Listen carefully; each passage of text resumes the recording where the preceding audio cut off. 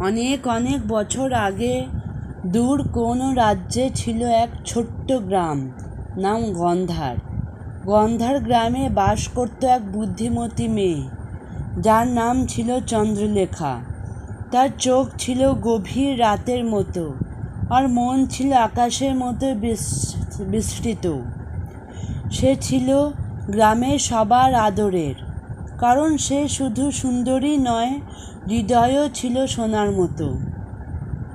চন্দ্রলেখার এক স্বপ্ন ছিল, সে একদিন চাঁদের রাজ্যে যাবে। কেউ হাসত, কেউ বলতো বাজে কল্পনা, কিন্তু চন্দ্রলেখা বিশ্বাস করত স্বপ্ন পূরণ হয়। এক রাতে পূর্ণিমার আলোয় নদীর ধারে বসে থাকতেই সে দেখতে পেল একটি রূপোলি হরিণ, যার চোখ ছিল নীলাভ। হরিণটি বলে উঠল, তুমি কি চাঁদের রাজ্যে যেতে চাও চন্দ্রলেখা? চন্দ্রলেখা চমকে উঠে মাথা নাড়ল। হ্যাঁ। তাহলে 3টি পরীক্ষায় উত্তীর্ণ হতে হবে তোমায়। প্রথম পরীক্ষা, হৃদয়ের শক্তি। এক বনে ছিল এক অভিশপ্ত পাথরের মূর্তি। তাকে রূপ দিতে হলে চন্দ্রলোক তার নিজ হৃদয়ের উষ্ণতা দিয়ে ছুঁতে হতো। সে একটুও ভয় না পেয়ে মূর্তিটিকে জড়িয়ে ধরল।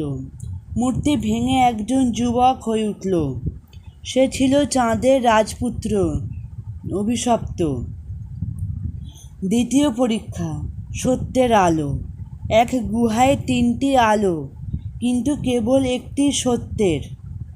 যদি ভুলটি বেছে নেয়, সে চিরতরে অন্ধ হয়ে যাবে। চন্দ্রলেখা চোখ বন্ধ করে নিজের অন্তর অনুভব করল, যে আলোয় তার মার মতো কোমলতার ছায়া রয়েছে, সেই আলোই সত্য। সে সঠিকটি বেছে নিল।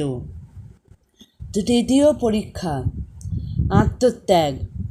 চাঁদের রাজ্যে পৌঁছতে হলে চন্দ্রলোকে তার কণ্ঠস্বর উৎসর্গ করতে হতো, কারণ সেখানে নীরবতাই শক্তি।